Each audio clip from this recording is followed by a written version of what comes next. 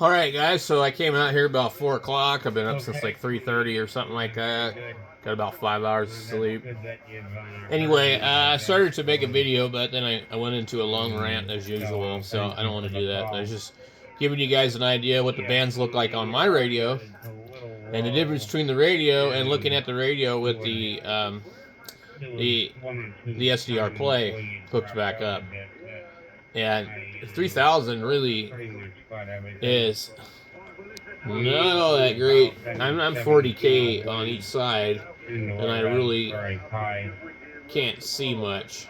You can see the signal that I'm looking at, and you can see the one next to it. But on my waterfall,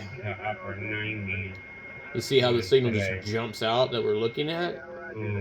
Before we get some thunderstorms. Well, if the guy's strong enough, it jumps out on this one. It's also not centered around the marker, and there's nothing that you can do about that. It kind of will have like this funky, looks like it looks like an AM signal when you look at the marker. And I am not aware that you can change that. But the guy's talking right now, and I can totally see his signal on the waterfall on the SDR, but we cannot see it on this at all.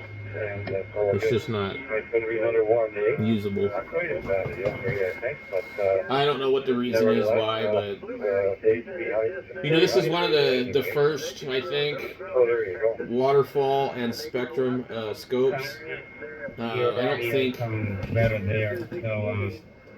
other than maybe some other radio like the 5000 or 9000 that came out before, they had the separate attached, scope. I don't think there was another radio before this that could do this on a live basis. The 1200, I don't think, I don't know which one came out first, the 1200 or the 3000, but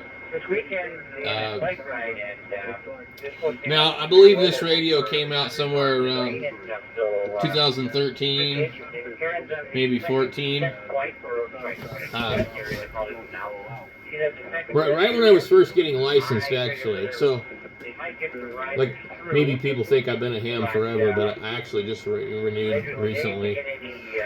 And that's kind of what I was talking about earlier. I was actually kind of thinking about not renewing recently for a bunch of reasons. But anyway, this is kind of the top of the line radio you could buy when I was getting licensed. And I've been into ham radio since I was a kid. I'm 48 years old, but when you look at other radios and the time period, none of them had this. But I felt like maybe the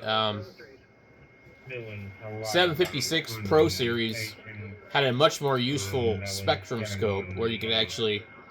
The signal to noise ratio was really a lot better on the scope.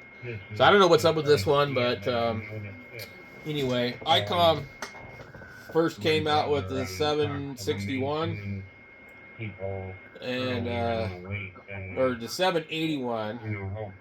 The 781. Yeah, it's 781 with the rack mount with the CRT tube display and the spectrum scope, and that was like groundbreaking, and that was late 80s, early 90s. They predicted the future of radio with that radio there, but Yaesu, I don't know when they started to do this thing, and other radios have had like non-live monitor scopes that you could enable, and there's still radios that actually do. The ICOM 706 had a little graphical one.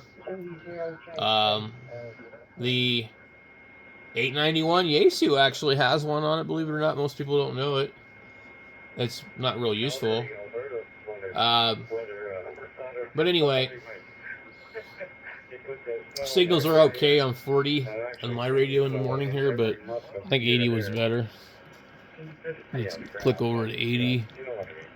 I don't have the radio synced up. Actually, 80 doesn't look that good now. Anyway, all good. Well, like you say, Huh. Yeah, 80 was looking really nice. I guess it went down the toilet. Anyway, there's your 4:30, almost 4:30, 4 a.m. ham radio check.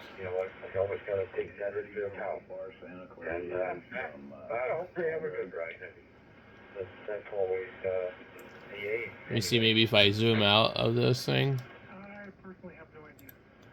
Okay, we're looking at... You know, I lived in California all those years, and I don't even know where Santa Clarita is. I've heard it many, many times, but I have no clue where it is. We're looking at 3,600 to 3,870. That's a little bit too far zoomed in. Yeah, that looks pretty good. And that's on my antenna. But if we come over here, oh, this damn tripod did it again. We got real high studio production over here, guys. Let me go over here.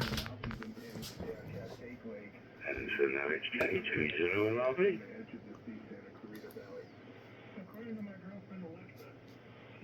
Oh, God.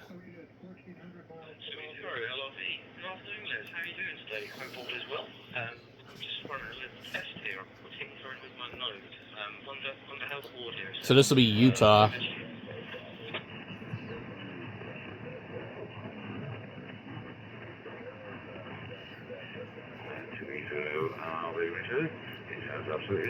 Turn this off.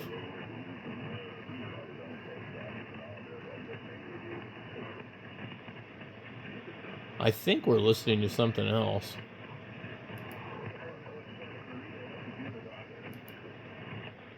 Anyway, that would be...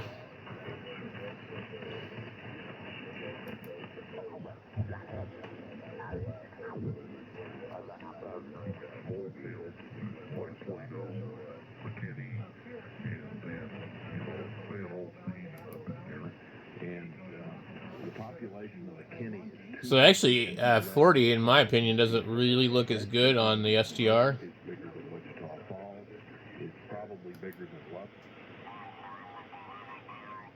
Let's see how 80 looks.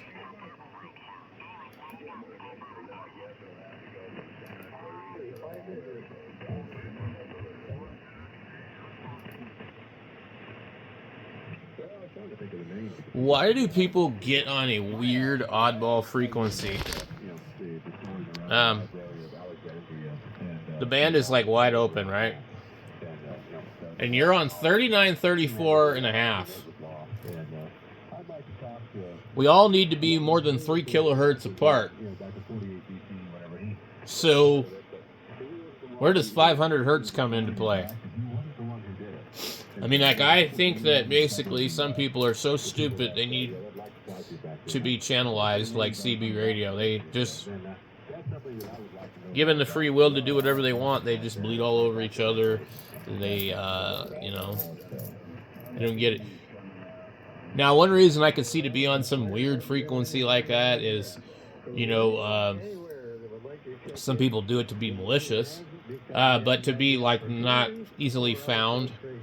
When I tune through my radio, I tune in 1 kilohertz steps. I don't want to tune in small increments. It takes too long to tune, because I'm not always a visual tune through the band person. But I think it's bad operating protocol to use the frequency that's something like 3934 and a half or 39.4 250 or anything weird like that, unless you just absolutely don't want to be heard. There are groups of those guys that do that and also operate on the opposite sideband, and that's cool, whatever they want to do, you know.